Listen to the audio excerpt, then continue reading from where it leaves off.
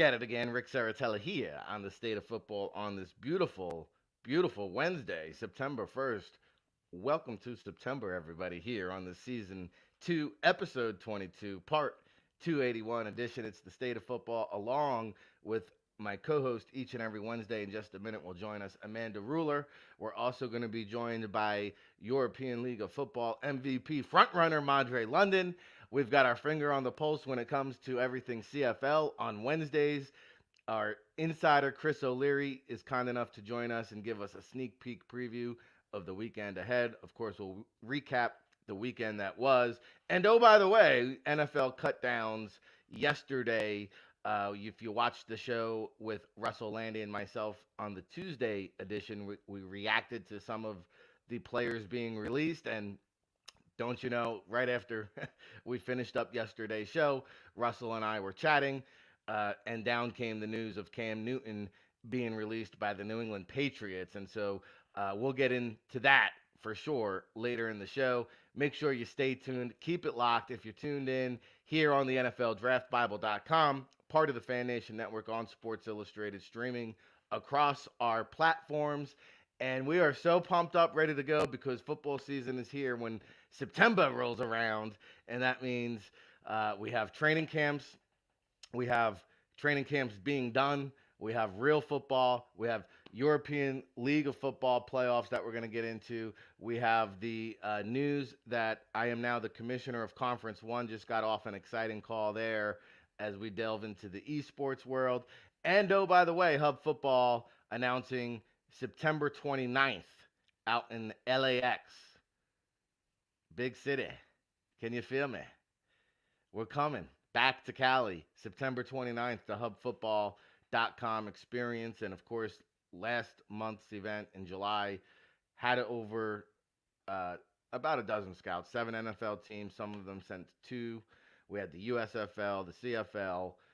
We had a couple players get picked up by the U.S. men's rugby national team. And so we're excited to be working with the Hub Football folks there. But hey, it's showtime. It's go time. It's whoa time. Amanda Ruller, Rick the Ruler. She joins us live here from Saskatchewan. Or where are you these days, Amanda? I finally made it to Hamilton, so I'm here today. It's my first day being here, so I'm really excited. I just did like a cross Canada Eastern drive by myself.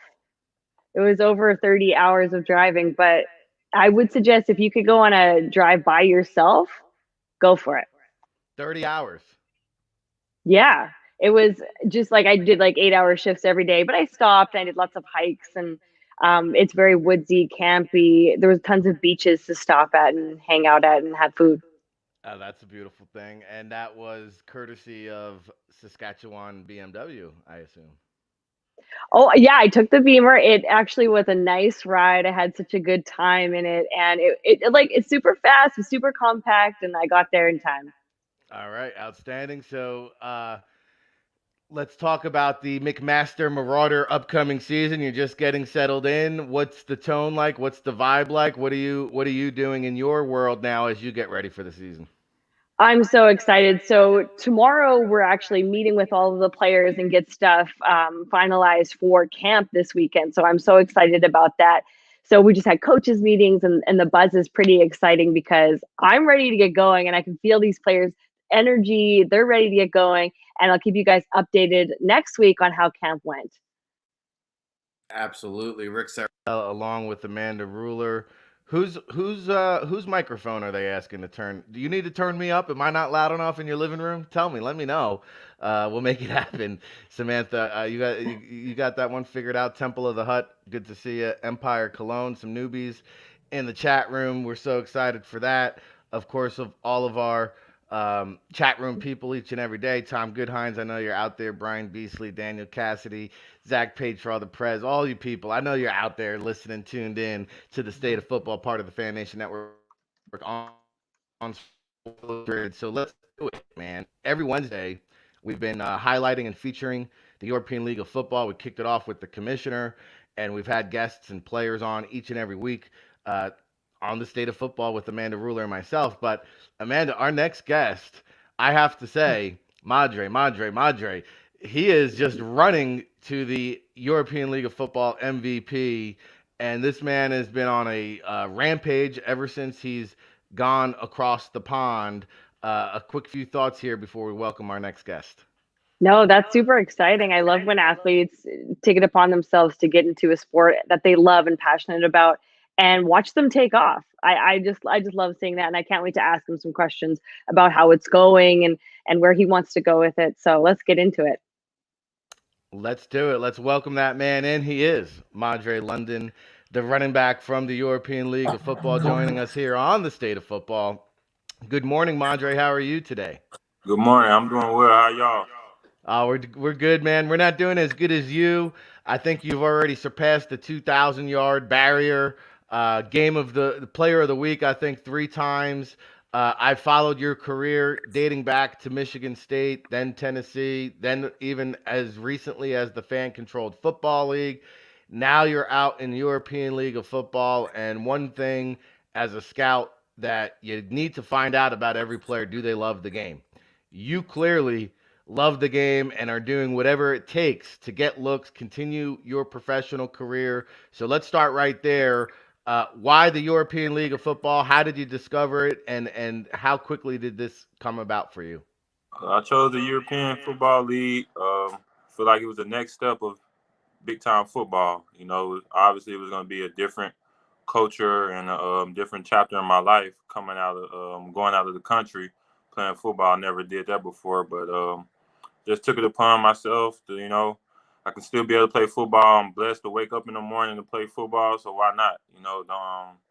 Because like in 2 or 3 years from now, if I didn't come out here, probably would have been in the same situation, looking for another opportunity. So I just talked upon like my family, some of my trainers and coaches and stuff, and they were just egging me on to come out here. Just experience everything coming out of the country, different culture, and something that you can always talk about when you have kids or people that are looking up to you and your family and things like that. They want to know the experience that's going on out here and how's the living out here, how things goes out here. So it's definitely been a great experience, a blessing for sure, and I'm just having fun with the game and being able to do what I love every day. Don't not taking it for granted. Just coming out here playing football and meeting great people around the world, things like that. That's what all life is all about. No, pretty cool stuff with Madre London, the MVP frontrunner of the European League of Football. And you mentioned it's been a great experience, Madre, but it's still somewhat of a COVID experience. So take me through what it's like being in a foreign country. Is the COVID protocol in full effect? What's it like getting around the city? And then also, if that hasn't been the biggest transitional change for you, then what has? Has it been the language or the culture, the food? Take us through the experience because I have yet to been over to Europe. I'm trying to work my way over there. Yeah, it's most definitely the COVID. COVID is COVID, so you gotta take the protocols. You gotta wear your mask. A lot of things still not open, even though they open up a little more things.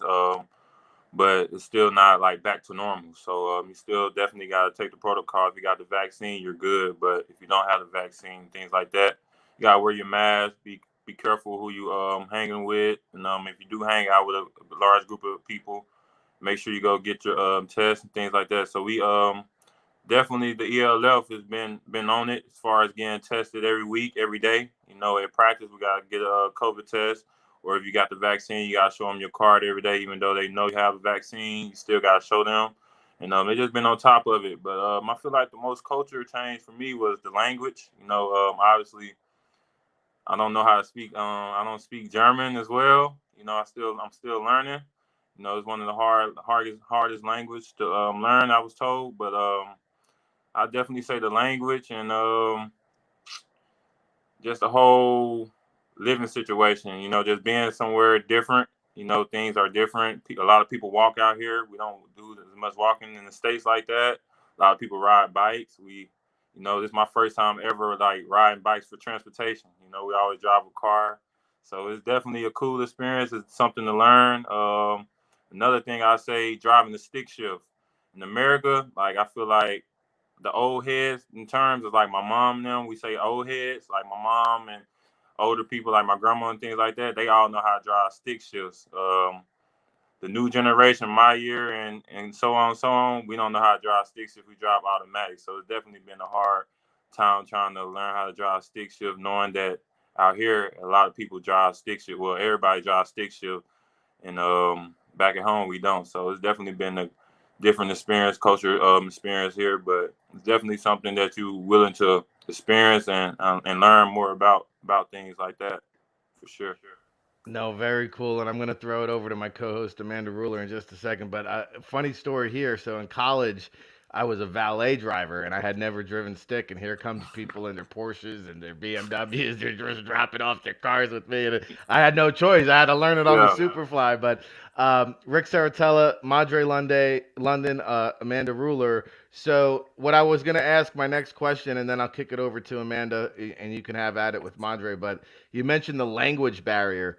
And I know there's only two Americans on the field at once, I believe, Hmm. in the ELF. So are they calling the plays in German? Oh, no, no, no, no. Thing is, well, the good thing is that out here they also got to learn English. I'm just told that they learn English as well. So a lot of them probably don't speak as like fluent English, but they know like the certain like the common sense words and things like that, the everyday words. So they definitely call the plays in English, but it's kind of hard for them to understand like me and then my teammate Quinn Pounds or Dartez because we have like those accents from where we from and things like that. You know, I might talk slow or mumble, and Q might talk fast and things like that. So they probably gotta like slow it down a little bit more, but other than that, they definitely understand what we're saying and things like that. No, that's so awesome to hear that you've taken this experience and you ran with it. And a lot of people are afraid to do that. So I really admire that. Now, I want to ask because people ask me, why did you move to another country? Because I moved from Canada to the States to play Hmm. football. Why did you do that in your mind? Like, what was the reasoning that you made that happen for you? I just say really just sat down, talked to myself, prayed about it, and like you said, a lot of people is scared, afraid to do the thing. So I wanted to do something different because, like I said, 2 or 3 years, if I was still in the situation, I'd be like, dang, 2 or 3 years from now, if I didn't come out here, I wish I would have came out here. And then time done already passed. So I definitely knew there was going to be a great opportunity, and I just wanted to try something new. Try getting in a different environment, scenery, and just be able to talk about something when I'm retired and things like that. Like I could talk about like I played out here. A lot of people from where I'm from, or a lot of people in America, they don't leave out of the country. They probably come out of the country sometimes for like a little visit, but they're not living here. So it's definitely different. So I wanted to step outside of my comfort zone, and try something new. I done did everything I was supposed to do back in the States. So I just wanted to be able to make this worldwide. They'll put more to my resume, and it's been going good so far. I love that point. You got to step out of your comfort zone to grow. What are you loving about the league so far? What are they doing right? The exposure, I say the exposure for sure. We got nothing but great players, a great organization. Exposure, you playing on TV every day, every game, and the competition level. For us being our first league coming out this year, it's been nothing but great vibes. Great people. Everybody want to see you succeed. We might be going against each other on the football field. A little bit like not liking each other during the when we playing, but after the game, it's like we all a big family. No matter if we win or lose, every team we all a big family. We all want to see each other succeed and do the right thing. So it's definitely been the exposure and just having the family oriented type lead, and it's definitely gonna grow, and I'm excited for it. I'm excited to hear about the competition level. I was going to ask about that with, oh, there we go. with your personal goals for this, what do you think will come out of this? Where do you want to go? CFL, NFL? Whatever God have planned for me, it's God's timing and God's plan. I leave it all up to Him. What I can control is the way I play, the way I carry myself on and off the field, and just helping other players, my teammates, and other players reach their ability of playing football, being great, and just helping them out, being a better person on and off the field as well. So whatever I'm doing, I want to teach it to my teammates and things like that, hard work, things like that, and everything, carrying yourself. And if I do that, being a good role model as far as doing that, doing the right thing on and off the field, I feel like I completed my job, and it's gonna be a blessing, and it's just gonna I feel like my chips will fall where it falls if it's God's plan. Madre London, Rick Serritella, Amanda Ruller here on the State of Football, part of the Fan Nation Network on Sports Illustrated. And Madre, we do get quite a few teams and scouts who tune into the show. We're constantly communicating with the NFL teams. Cut down day was yesterday, but week one is a week away, and you're always just an injury away from a phone call. So I guess first off, who's your agent these days so that we can get that out there and make them aware of that? Sean Stiletto. He's out of Okay. Boston, Massachusetts. Yep. That's Sean Stiletto. But yeah, that's my agent right now. I'm familiar with them. And then I know you've evolved as a player. I've seen it since you've graduated and you've gone on. You've had stints in various leagues. So the scouts at home that might not have seen you since Tennessee, tell them, what have you gotten better at? How has your game improved? What have you worked on getting better since then? First thing I got better on is just being off the field, being a better person off the field. There's a lot of things that I did on and off the field. I'm always a great person, but as off the field, I feel like it kind of kept me from being where I was supposed to be, like reach my full potential. So I definitely got better off the field, doing the right things, taking it more serious, and just not taking it for granted. And the football aspect, I feel like I worked on my craft and everything. It wasn't just something I was focused on, just one thing I was focused on. I was just focused on trying to be a great player and be able to do everything. So when I do work out and things like that, I try to work on everything. I don't try to just focus on this or that because my main focus is just be a great player, be a consistent player. And that's the main thing. I just want to be consistent. I want to be consistent, be a consistent running back, continue to be able to make plays, play in and play out. So I definitely been just working on my game, taking it more serious, having a passion for the game, and just being a better person on and off the field. Yeah, I could vouch for that. A triple threat.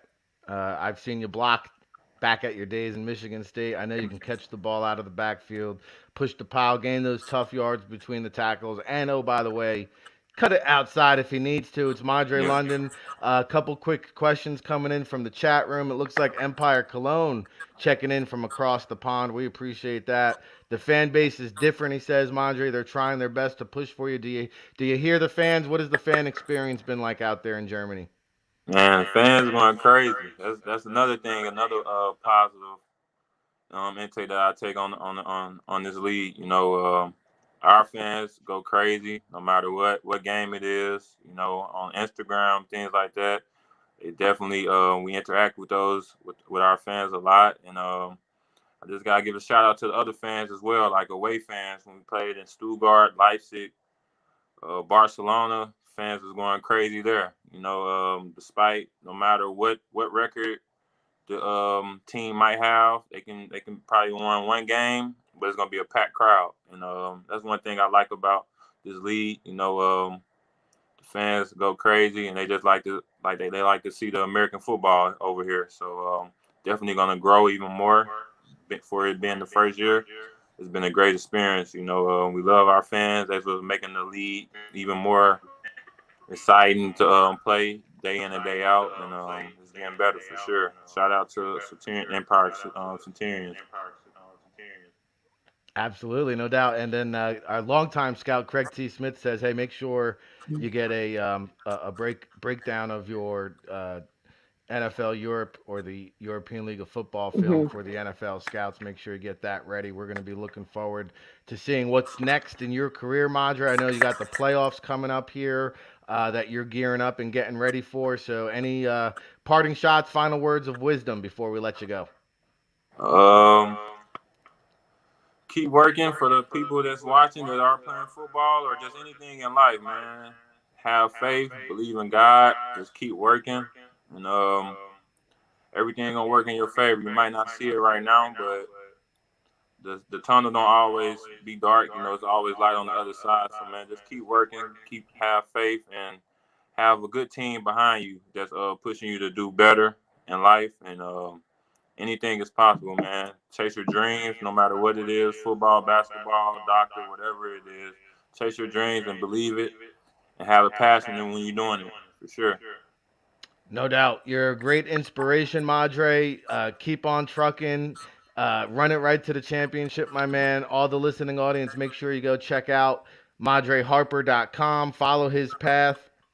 And our scout, Lorenz Leinweber, we have scouts even out in Germany, believe it or not. He'll be out at the game on Sunday, it looks like, in Frankfurt. So make sure you say hello. All right, Madre. We appreciate the time. Thank you so much. Maybe we can have you back on the show after you bring home the ring. I got you. Appreciate y'all. Thank y'all for having me. All right. Good have stuff. A good day. That's Madre London here with Rick Serritella, Amanda Ruller. Samantha is down in North Carolina, and so I don't have her in person, so I'm slacking today. Samantha, I have to grab my laptop charger. Can we figure out a way to queue up a promo here? We usually go commercial free on this Power of Hour, but we'll have You can't become an agent without passing the exam.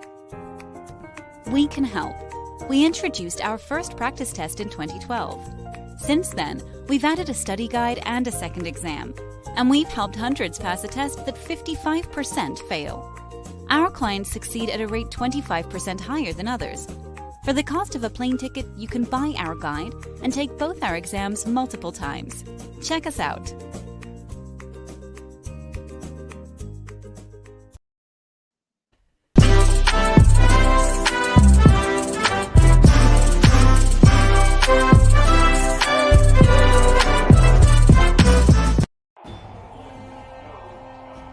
Another Sunday showdown where fearless fantasy tycoons forego the camaraderie of team and embark on teams of their own. Yes! Let's go. Nobody cares about your fantasy team, Todd. Hey! Maybe nobody used to care about your fantasy teams, but those days are over. Told you people care about the Todd Squad. Think bigger, Todd. I'm talking about a national fantasy league with teams representing cities and states and managed by fantasy experts who are beholden to us. We're their stakeholders. I used to be holding a beverage. Yeah, and then you got chop block, Todd. Offsetting penalties. The point is that we don't have to go mano a mano anymore. Hermanos, sports are more fun when experienced together. And fantasy should be no different. So we'll stake a team, Dean. We'll huddle with our crew, Sue. We'll even DM our GM, Liam. Just like Jerry Jones. How do you like them apples, cowboy? You have piqued my interest. Good, because now we can pick the team that we want to run with, the GM that we want to back, the roster that we believe in, but don't want to manage. Because, well, I mean, we all got a lot going on, and some of us have jobs here. Jobs? Forget it. He's on a roll. So finally, we can watch our players and discuss our strategy and trash talk our opponents as we watch our fantasy football team together. And if we win,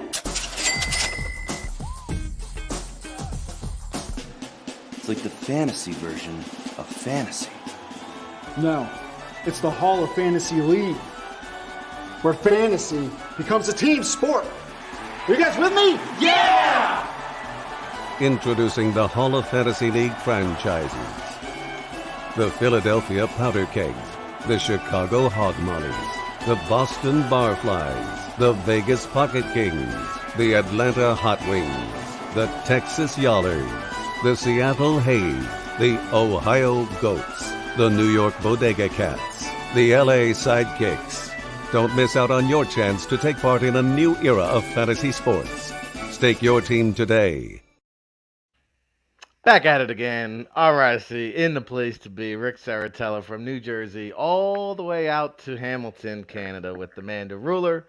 It's a ruling kind of day here on Wednesdays. Amanda Ruller, Rick the Ruler, coming to you live into your living rooms here on this Season 2, Episode 22, Part 281 edition on this Wednesday, September 1st. Welcome to September. I was driving by the Lincoln Tunnel. Yeah, they were getting ready for the 9/11 memorandum and football season, and never forget even the current day. Shout out to all the people down in Nolens without power, without a place to stay, dealing with the flooding, the reminiscence of Hurricane Ida as it just kind of continues to pound the Gulf Coast region there. So definitely our thoughts and prayers with all the folks down there. And what an inspirational young man that Madre London was. Talk about somebody who gets it and is just willing to do whatever it takes. And it's funny because I'm here at my mom's house today, and I ripped off her calendar page for her, and you know, these little calendar sayings. I don't know who creates these things, Amanda, but today it said, it seems to be, great reminder, seems to be too many people running from opportunity, it said, believe it or not. And they said it's almost as if they're more scared of life itself than death. And, you know, think about it, let it sink in. And it's so true because most people will never have the strength, courage, confidence to take that leap of faith and, you know, pursue what they're passionate about. Instead, a lot of people will sit home and work a 9 to 5. There's nothing wrong with that. But so many people running from opportunities. And that's the biggest thing I always tell young people who are trying to break into this business. Like, if you think that somebody is just going to be reaching out to you because you're sitting at home with your feet on the couch and you got this degree and all these qualifications and you interned here and you interned there. Well, if you don't do nothing with it, if you don't pick up that phone, if you don't pick up those fingers and send the emails or the texts or whatever it is you do to communicate these days, and you don't create those opportunities, make that awareness known and go and seek that, well then, hey, you'll never get anywhere in life. And here's a guy who went fan-controlled football. We didn't even get a chance to ask him about that. Indoor league, check. Overseas, check. Transfer, check. I mean, here's a guy that, you know, just wants to play football. And I saw the comment coming in from Craig T. Smith. He talked to a couple coaches over there who he checked in with in the ELF that's saying, hey, the talent level is good enough where these players can compete at the CFL level. So just a great story. Never give up your dreams. Never give up your love. Never give up that passion and that drive. Exactly. Networking is one of the biggest keys to success. I love that he mentioned that. And it is so true. I will share just a tiny story. When I did get this opportunity with McMaster in my hometown, I was told by somebody that I didn't deserve it because I didn't have enough experience under my belt. Well, I'm willing to not sit at home and drive all the way across the country by myself and move to be in a job. They weren't willing, the person had said that, they weren't willing to do that. They're willing to still sit in my hometown and be upset that I got an opportunity and not apply. So I will tell you that the people that are upset are not putting in that, like, the application to make an opportunity for themselves. And that's too bad for them. I'm going to keep pushing forward, and he's going to keep pushing forward. And we're all going to keep going for our dreams because we can create our own path. We can create our own dreams. And he's inspiring to me. So I really appreciate him saying all that stuff today. And that's what we do here on the State of Football. Amanda Ruller, Rick Serritella here. Saskatchewan Olympic weightlifting record. Oh, there we go. Oh, I thought we were going to get into it. There you go, Samantha. Are we going to get into it? Go ahead, roll it. Ruller has a list of impressive accolades. And this summer, she added one more to her resume. It's almost been, I would say, 10 years that I've been trying to push for something like this, even asking to volunteer. So after years of one-on-one football coaching in Regina, the McMaster Marauders football team announced they hired Ruller to be their full-time running backs coach. Her athleticism and her explosiveness and her energy are just a few of the things that we've already seen. The 33-year-old was the speed coach for the Rams in 2019. And he's even worked with major CFL names like Charleston Hughes. But she struggled to land a full-time gig. It's been very challenging because I've been told no so many times just because of, for me, it was because of my gender, because I was told that to my face. McMaster recognized a gender gap in coaching and along with Ruller, hired wide receivers coach Taylor McIntyre. More importantly, both women are highly qualified. The respect that they garner and how they interact with our peer group in the coach's room, I think is going to influence how student athletes at McMaster see women. More than a dozen women hold coaching roles in the NFL. First female interim position coach. Something that inspires Ruller. In July, Tom Brady's agent, Don Yee, invited her to guest coach at an NFL free agency camp in San Diego. But Ruller's ultimate goal, coach in the CFL. And clubs are already starting to take note. Did you not take a coaching job? Congratulations on that, by the way. I did. Thank you so much. I want to work hard that I could earn that, and getting his respect, his trust, just saying, hey, coach, shows me that that could be possible. And Ruller is showing other women anything is possible. That's awesome. Great stuff. Yeah, no, it is awesome. Awesome job, Amanda Ruller. There you have it. A little bit of her story there. And 1,000% correct. Hey, you're going to face adversity. You're going to face challenges. And you know what? It's not always going to go your way, but, you know, here's a young woman who worried about what she can control, stayed with their nose on the grindstone, and continues to do big things. So great stuff there. Look at Samantha on the Superfly. I just had that queued up, ready to go there, Amanda. I was surprised she had it. Good for you. So because I just came out, so I'm excited to see it. Yeah, no, I had not seen that before. So very cool stuff there. I like the comment. Those were probably sour grapes anyway. Absolutely. Yeah. All right, so we got a few minutes here to mess around until Chris O'Leary joins, which I know is your favorite time of week. You get to chop it up CFL. And so we'll get into some of that. But I did mention the Cam Newton news that came down the wire. Right off, we just came off the air. Me and Russ were talking. I said, oh, Russ, they just cut Cam Newton. He said, what? So let's get a reaction. And, you know, today's modern day media cycle, I mean, it's probably been beat to death with the reaction. And so we'll bring it from a State of Football perspective, because let's be honest, this was not solely based on talent or skill, but this whole COVID protocol, vaccine, miscommunication, whatever you want to call it. We've heard, you know, and I saw Bill Belichick was already asked about it, it sounds like, at his press conference this morning, and he said it didn't have any ramifications. But we heard rumblings that the Patriots were none too happy about the communication and the COVID-19 protocol with Cam Newton. His play now, you know, made it even easier to kind of side with Mac Jones, because I felt like Mac Jones was the better quarterback. But, you know, oh, by the way, also coming out yesterday was Urban Meyer saying that, you know what, players that were vaccinated versus players who were not vaccinated did come in to our ultimate decision-making on the final 53-man roster.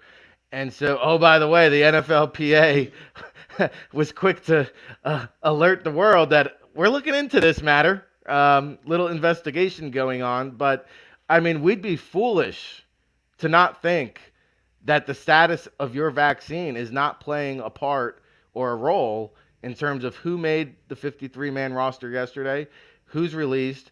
Now, if you're not vaccinated, I know there's a 5-day window period now before you can even be brought into another facility. And if you are vaccinated, you just have to get tested, show a proof of a negative test, and you can move on to another team. So, I mean, hey, there's a status class here in the NFL, and that's their right. But what do you make of this situation? It's interesting because it's tough with all the different rule changing and everything going around, but we can't be naive that this doesn't come into play with them cutting some people. So it's interesting to see Cam get cut, and it kind of clears a pathway for Jones to grow into more of a leadership role without having, the former MVP over his shoulder. So I'm excited to see that happen. But it's tough for these players because they want to do the right thing. They want to make their own choices, but it does affect if they will be cut or not. In the long run, I think so. And I guess the other part of the fun now is the Cam Newton watch. The speculation, let it begin, because here's a former first-round pick that's going to get another shot, I believe. But if I'm Cam Newton's agent, I'm probably playing the waiting game. I'm probably going to sit home, wait for a couple weeks. I mean, we always see like a starting quarterback go down for the season week 1. So I would kind of play that market, see what happens the first 2 or 3 weeks if a major injury occurs, and then if not, kind of go from there. To me, I've heard Dallas kind of be thrown around as, maybe a backup to Dak Prescott because we don't know between the shoulder and the foot, would he be a good insurance policy there? I've heard Houston tossed around, which I don't know any player in their right mind that would want to, go sign with that dumpster fire. To me, though, I think like the Jameis Winston approach of maybe having a slice of humble pie, go sit behind Tom Brady for a year. And maybe, at the end of the season, he's sailing off to the sunset, and maybe, you get an opportunity there. Any of those teams that you like more than the other? Any other teams? I know Chicago is in a rough spot because they're starting Andy Dalton over Justin Fields. But where do you see Cam Newton maybe going to here, Amanda? Oh my goodness, that was too funny. But hopefully, maybe he could go to the Bears, start under Andy Dalton, which would be kind of cool to get a piece of that humble pie. Or he could go with Tom Brady, like you said. Last year I had him on my fantasy Cam on my fantasy draft roster because I honestly thought he was going to go off, but it was tough to see him not kind of produce those numbers I was hoping. So I need him to kind of step up this season. So maybe he needs to be under someone else and taste that humble pie and kind of just sit back for a little bit and fight. Like he has to fight. He has to fight harder than he has been. So that's what I think he needs to do. Well, and kudos to Cam. He came out and said, "Hey, I don't want you guys to feel bad for me."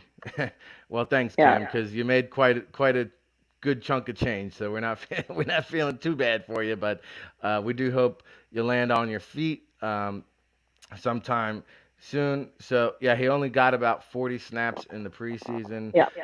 Good point there. And Mac Jones capitalized on the opportunity, right? We talked about creating opportunities, and then once those opportunities happen, you have to seize the opportunity, right? And that's exactly what Mac Jones did. I guess before we welcome on Chris O'Leary, a lot of starting young quarterbacks, Amanda, around the league now. It looks like Mac Jones will be starting. Trevor Lawrence will be starting.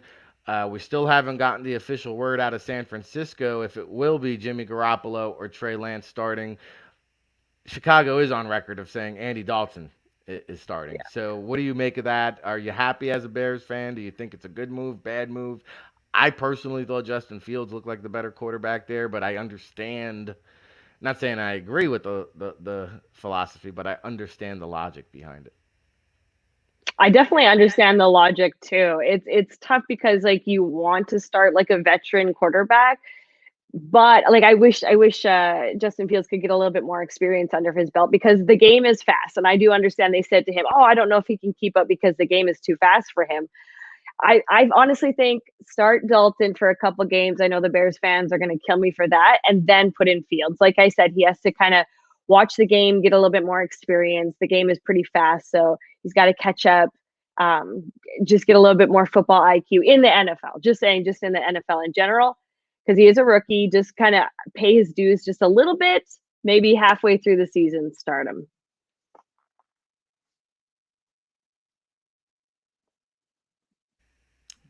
Getting through my audio issues there in my ear. But one last thing I will say There we is, go. hey, these things can change rather quickly. Because remember, just a year ago, nobody thought Tyrod Taylor should have been the Chargers starting quarterback week 1, but he was.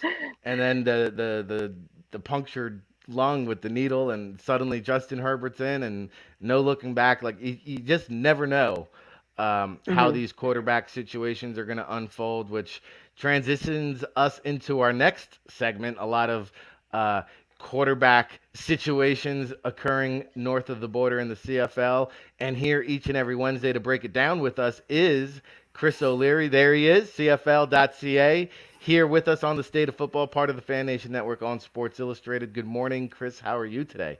I'm doing great. How are you guys? We're doing good. We're just talking quarterbacks, and I was up in Boston over the weekend, had a chance to tune in, catch the second half of the Winnipeg game with our guy Jake Mayer, coming off hot. I think he was 30 of 36, 300 yards passing again. I thought he was going to pull it off. Crazy call with the kicking field goal situation. Chris, do you like that rule? What do you think of that? I mean, I feel like I'm in that small percentage of people that learn football through Canadian rules football, and so yeah, to me, it's just the rule, and that's just how it is, and it's fine. So I've never had an issue with that, but yeah, it was a fantastic finish. I think early candidate for game of the year, and yeah, like you said with Mayer, just an unbelievable game. I think he made his first 16 passes, and it's.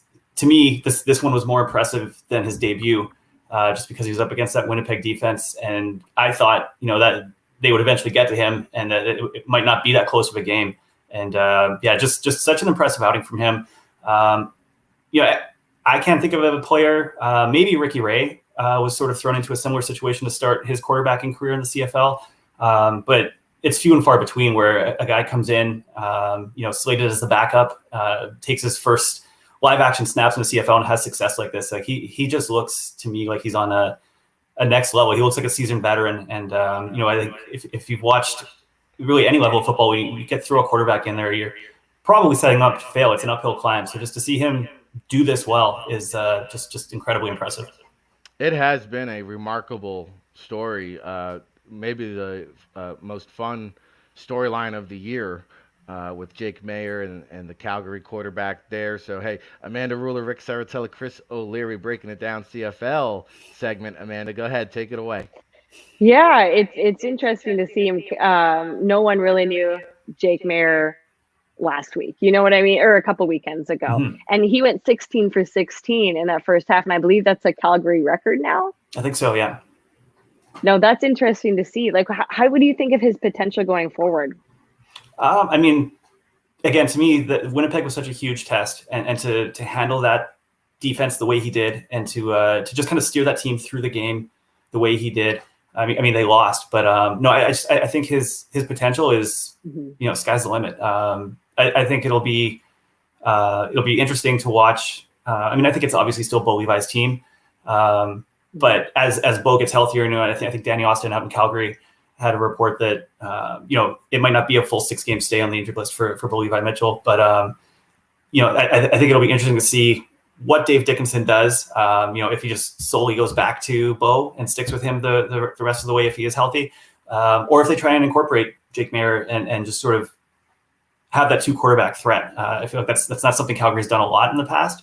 But, and I think sticking with Calgary, I mean, just to me, the thing that really jumps out about them to me is just that they've had such a seamless transition at that quarterback position for like a decade, which I don't think any other CFL teams have really been able to do that as smoothly. I mean, you go back to Henry Burris, and they haven't really had from Burris. I think Drew Tate came in. I think Bo Levi came in and took Drew Tate's job at that point.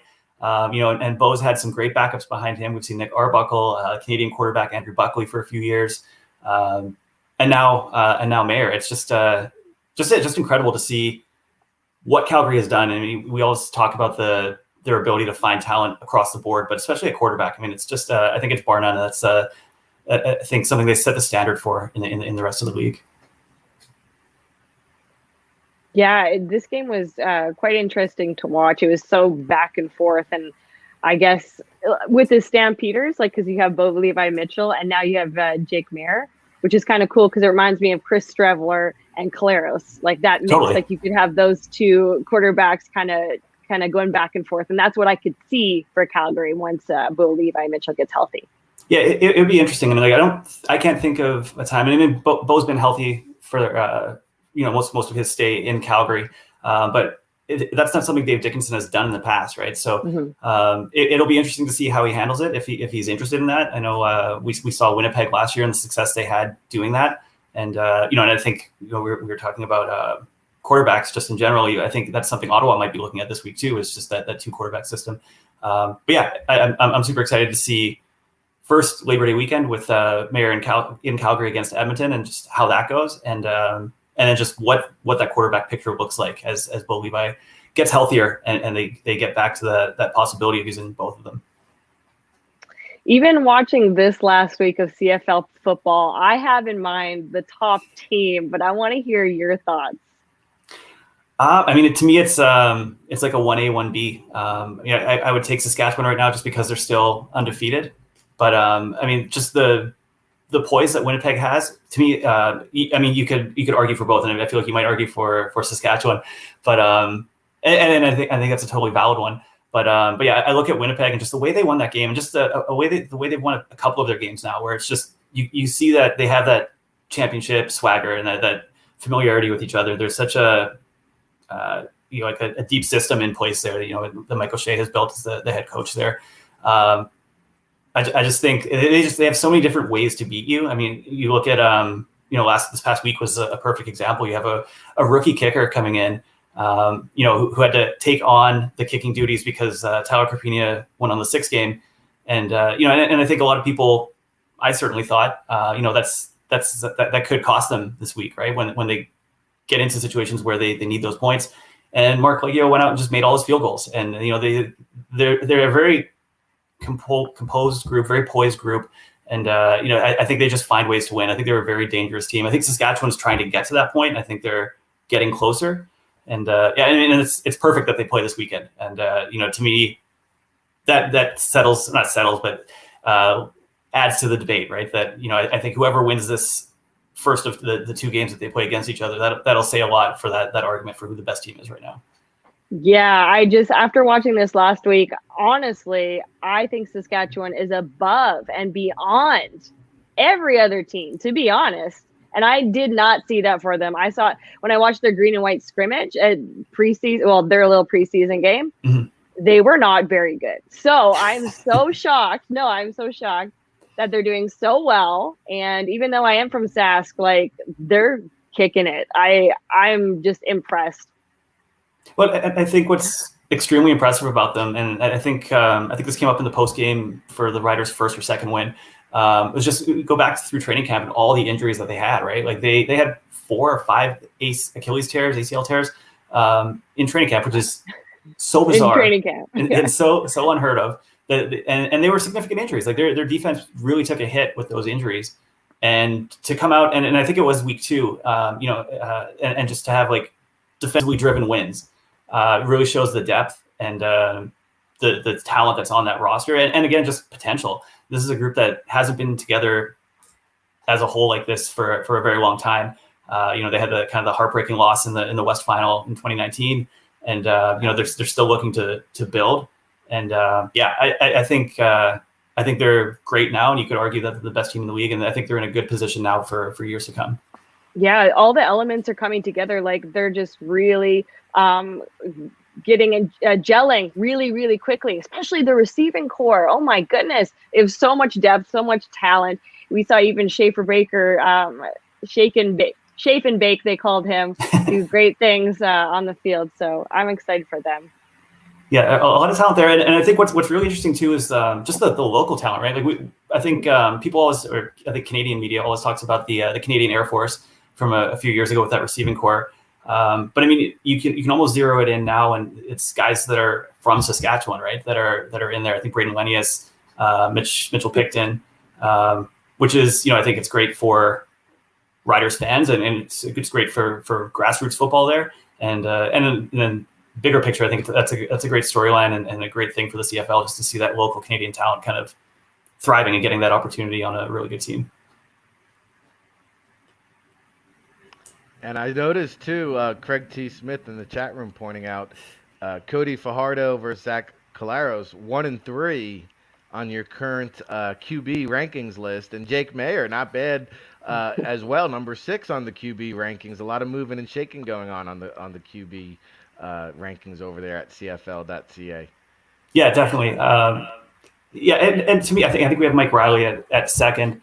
But I'm really excited about that 1 versus 3, just Collaros and Fajardo, and just seeing who comes out. And I think the best part of this is that it sets up a back-to-back, right? That they do it in Saskatchewan this weekend, and then they go back to Winnipeg. So we get 2 good looks at 2 of the top teams, 2 of the top quarterbacks in the league. And and I feel like as far as the ranking of the quarterbacks go, I think it's kind of stagnated. I think that top 3 has stayed the same the last couple, maybe more weeks. I feel like after this weekend, we should see some movement there, and these games should spark some change in those rankings. Yeah, and Riley's got almost 1,000 yards passing through the air already, so he's off to a fast start once again. Chris O'Leary, Amanda Ruller, Rick Serritella. We're blessed to have Chris each and every Wednesday here on the State of Football, part of the Fan Nation Network on Sports Illustrated. I guess it's drum roll, please, prediction time. Go ahead, Amanda. I know you like to put Chris on the hot seat here. I know, and this is going to be a really, really fun week. So Friday we got Alouettes, Red Blacks. I think Montreal's having a little bit of struggle right now, and I think Vernon Adams is trying to kind of find his way and maybe doing a little bit too much in certain situations. I think Ottawa's kind of the perfect opponent for them this week. I know they're going into Ottawa, so it might be a little bit tougher, but I think that Ottawa team is reeling maybe just a little bit more, and I think a win for them would be tough. So I would go with Montreal on that one. Ooh, okay. Winnipeg Riders. My approach to this right now is to lean on the home team, and I feel like it could go either way. I feel like Winnipeg has the ability to go in and handle themselves in this situation. They know how to do it. They've done it before. But I think you gotta play the hot hand. I think Saskatchewan's undefeated. They won 2 at home, I believe, and 3. Yeah, all three of their games have been at home. I think they're in a good groove. So I'm not going to mess with it. I'll stick with them until I get burnt. So yeah, I think Saskatchewan at home. Good idea. I'm guessing Riders too. I might like that one. Okay, this one's gonna be a tough one because I'm on the fence. Argos, Ticats. I'm really on the fence with this one too. I thought Hamilton looked great. I know that opening drive that Dane Evans had against Montreal, and those things are often scripted, but just the energy that he brought, I mean, that was everything that Hamilton was missing offensively the last 2 weeks in one drive. And just such a tone setter. And, and I think Dane Evans, if he gets to start, I think that he will. I think Hamilton has their first practice today, so we'll see where Masoli's at with his rib injury and what Orlando Steinmeier wants to do at the quarterback spot. I think Dane Evans will only get better as the more opportunity he gets, the more comfort he has in that offense. So that I think defensively they played lights out against Montreal. They're going to be tough. It's at home. I would lean towards that, but then I think the Argos have been kind of surprising us all year, and that's another team that and I think I've said multiple times on your show that they have so much talent. They have so many pieces there. It seems like it's coming together fairly quickly for them. I think the only thing working against them is just that week off from the postponed game against Edmonton. I think if they can get through that first few drives, get their chemistry and get a feel for the game, I think they might be okay. I would lean Hamilton, but I'm like you. I feel like it could go either way. I'll just cop out and take the home team. Okay, I will take Argos then for that fighting sake. Elk Stamps. This one is super interesting to me. I think it's early in the season, but I can't think of a time where both teams have been under 500 going into the Labor Day game. I feel like that's extremely rare. I think Edmonton, like Toronto, might be dealing with probably more than Toronto. I think Edmonton's going to be dealing with timing, cardio, chemistry issues, and I feel like they'd worked so hard the last few weeks to kind of get that offense on the same page and get them in a good place. They get that game, and now they've been off the field for I think 10 days today. So I think that's gonna be tough for them to overcome. And I think this is a game that Calgary has typically won at home in the last few years. I think they've been very much in control of that Labor Day Classic game. I'm going to go with the Stamps. I love the way that they're playing. I think Jake Mayer's just doing something incredible right now, and I think the rust and just that layoff for Edmonton is going to be a lot for them to overcome. Oh yeah, I definitely agree with you there. I'm going to pick Stamps. Awesome, thank you for that. No, absolutely. Well, wait. Let's hold on here. I'm always here. I'm always here to provide some accountability, Chris. Are you still sitting atop the standings? I haven't peeked over on the website. Is Chris O'Leary still atop the Pick'em standings over there? You know what? That's a good question. I have to put the graphic together this afternoon, so I haven't updated it. And I'm trying to think. I think I was 2-1 last weekend. So yeah, I should be okay. I think I'm up to 9 wins. Still atop the leaderboard. If I'm not top, I'm second. All right. I guess we'll have you back next week then. Okay, I think that qualifies me as an expert, right? Yeah. No, this is a lot of fun. I learned so much, though, really. I mean, nobody covers the CFL as well as you do. Seriously. Great stuff here each and every Wednesday. We're honored and lucky to have you. I know the chat room is on fire because they love that we cover the CFL. So, seriously, let's do it again. Each and every Wednesday here on the State of Football. Chris, you mentioned it's a big deal. It's a Labor Day weekend. We're still somewhat in the COVID world, unfortunately, but what does the Chris O'Leary Labor Day weekend look like with all the CFL action on slate? I'm actually pretty excited. This is my plan is to get up to Hamilton for the game. This will be my first game since the Grey Cup in 2019. And I know, there are certainly protocols. I think the capacity for fans in Hamilton is around 15,000, which I think is almost, I think they're around 25,000 at a sellout. So it won't look exactly the same, but I think those 15,000 will be loud and excited. It's Hamilton's home opener. And Labor Day is just, like you said, it's a huge deal in the CFL. This is outside of playoffs. This is the biggest weekend of the season. And any Americans watching, if you're going to watch one weekend of CFL football outside of playoffs, this is the one to watch. It's going to be a lot of fun. I've been very lucky to spend a lot of Labor Days in CFL press boxes and at stadiums. First in Calgary, I think I did 5 or 6 years in Calgary for Labor Day. Done 4 or 5 now in Hamilton. It's just a crazy environment, especially Hamilton. Hamilton is rowdy, and I feel like every time you go, you come away with some unique story that that always makes you laugh. And it's going to be fun. I can't wait to get back. I've really missed just being at games and in press boxes and just kind of seeing the other reporters and being around the fans. It's going to be a lot of fun. I'm really looking forward to it. No, very cool. I'm excited for you to get back out onto the field, inside the press box, around football. It is, just a great, refreshing memory, especially since, as you mentioned, going back to the Grey Cup 2 years ago. So, hey, be safe out there, Chris. We look forward to your return next week, and soak it in, man. Enjoy the road travels. Absolutely. I'll probably have 4 or 5 masks on, but I'll be all right. Hey, we got to do what we got to do. Masks up. That's Chris O'Leary, CFL.ca. Make sure you go check him out. He's got all the QB rankings, the podcasts, the videos, the game-by-game breakdowns, the MVP races, everything. They got you covered. Really in-depth, and so we appreciate the time there. Chris O'Leary signing off. Samantha behind the scenes, we appreciate you keeping this show on track. We've got 1 minute to go. All right, so time flies when you're hanging with Amanda Ruller. Exactly.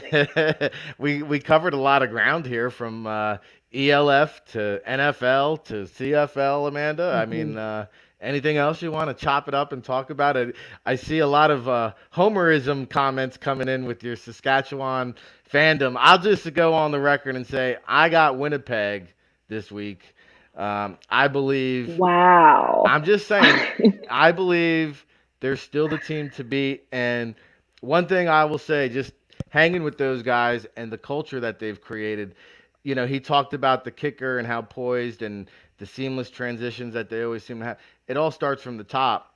And those guys, if you ever hang around those guys, they complete their own, they complete each other's sentences. They just think alike.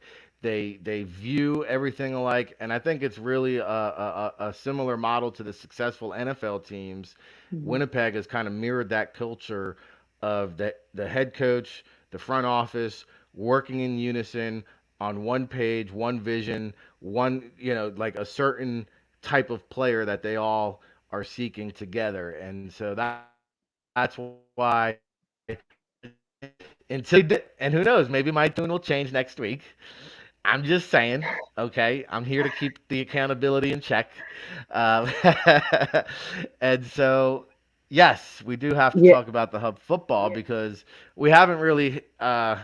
There's so much going on. I missed Monday's show, which is a rarity. Like, we're here on Thanksgiving, we're here on Christmas, we're here on New Year's Eve, and then we missed a random Monday because I was driving. The traffic in Boston is so bad, Amanda. I just had to get the hell out of there as soon as I could. So I just dodged out of town like 5 a.m., got the heck out of Boston because it was seriously like a 8 or 9 hour journey going up there.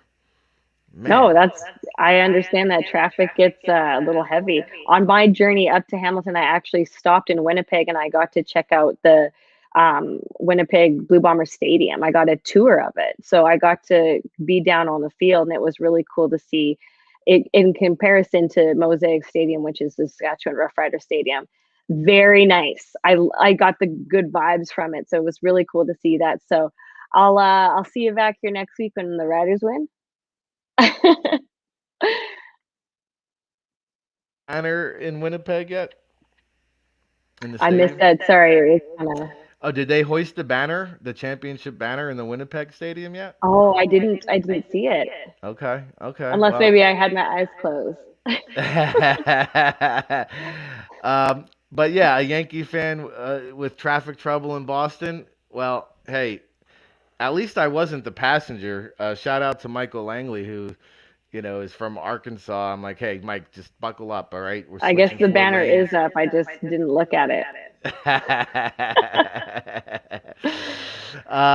So I mean, the Boston traffic is crazy, though. I mean, when I was back in college, a long time ago, I mean, I used to get up there in like 3 hours.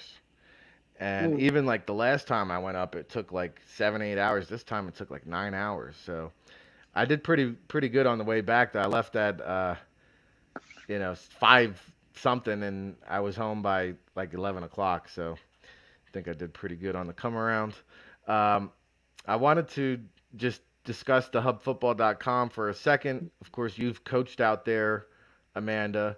Madre London is somebody that would be a great candidate to come out to the Hub Football. I know they're getting ready for the playoffs, but for the people at home who might not know about the Hub Football experience, tell them from a firsthand perspective.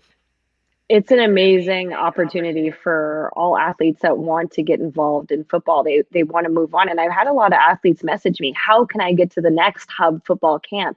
So you guys can go online and apply. And there's one coming up in September. Did we say the date yet? September 29th official. September 29th official. So we're saying that. And I got to coach there and I got to meet tons of great athletes. And it's a great free agency camp that you can get tons of looks. There was amazing agents there that I even chatted with. They told me what they were looking for.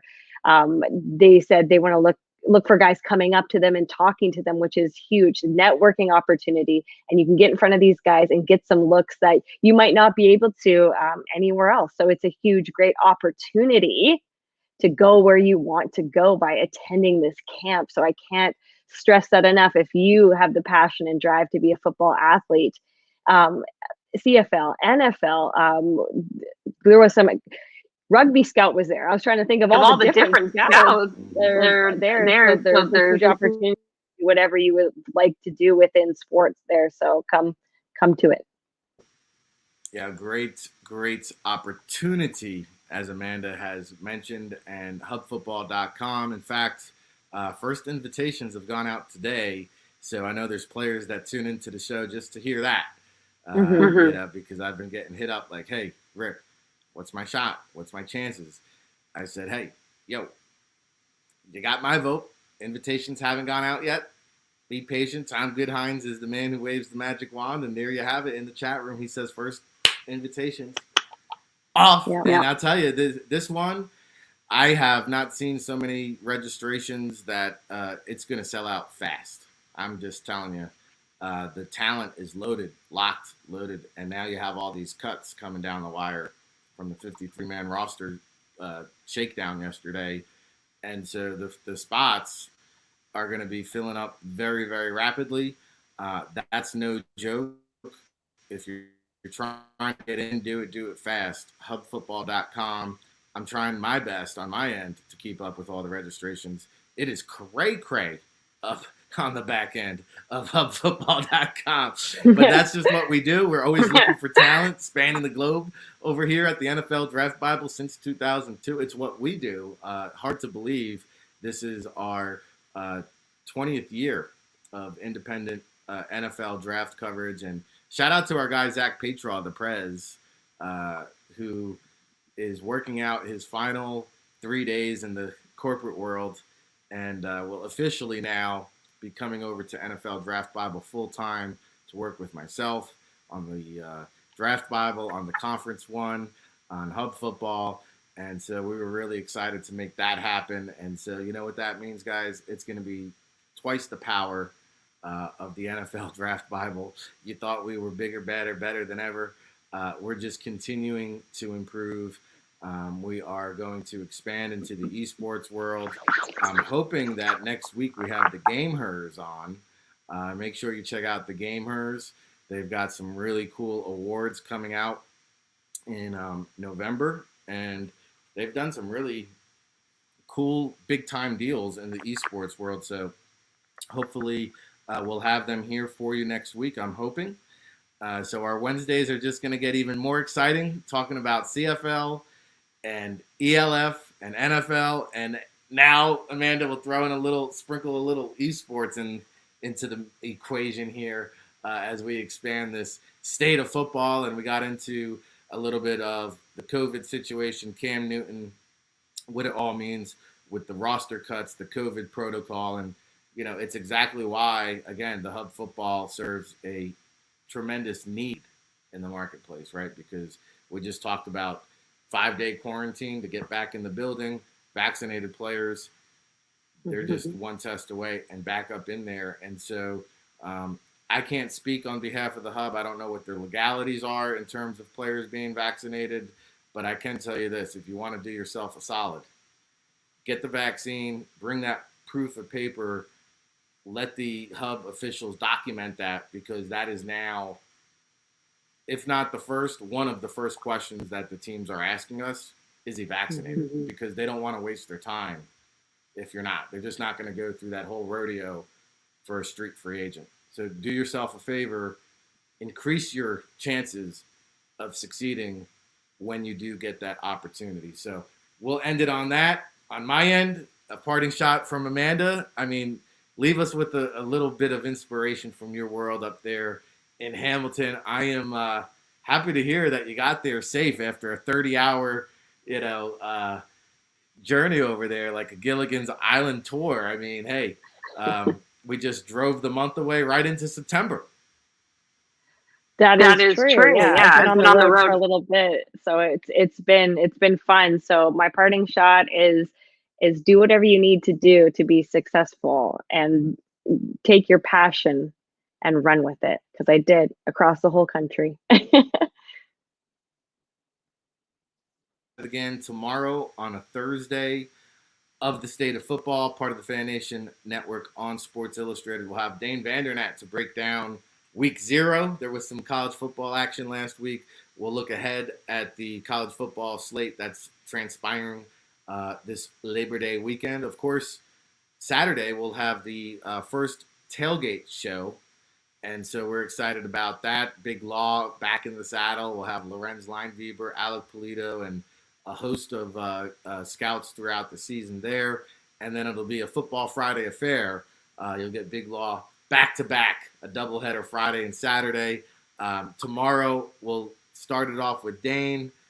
We will end it with Neil Stratton like we do each and every Thursday, CEO of InsideTheLeague.com. And did we squeeze somebody in between? Did we have a sandwich there, Samantha? With nobody else, so just Dane and Neil tomorrow. And we are going to end it with another Dennis Bird video. Dennis Bird, whose birthday was yesterday. We like to continue the legacy of some of the most inspirational men who have ever played the game. Go ahead, hit it, Samantha. If you hadn't already heard, Dennis Byrd, one of the most inspirational people the NFL had ever fielded, died yesterday when he was involved in a two-car accident on a Tulsa, Oklahoma interstate. It was on November 29th, 1992, when Byrd broke his neck during a game against his Kansas City Chiefs, leaving the budding star New York Jet defensive lineman paralyzed. And with the free football world rooting for him and watching him, Byrd learned how to walk again in the next season opener. He walked unaided to midfield as an honorary Jets captain, retired his number 90 a couple of years ago. And Jets owner Woody Johnson late Saturday said in a statement, "We're all devastated by the untimely loss of Dennis Byrd. Soft-spoken and strong-willed, the inspiration he provided to all, not only by his play on the field, but the way he overcame life's obstacles was remarkable by any measure. His impact on the New York Jets and the many lives he touched will never be forgotten." Dennis Byrd is dead at the age of 50.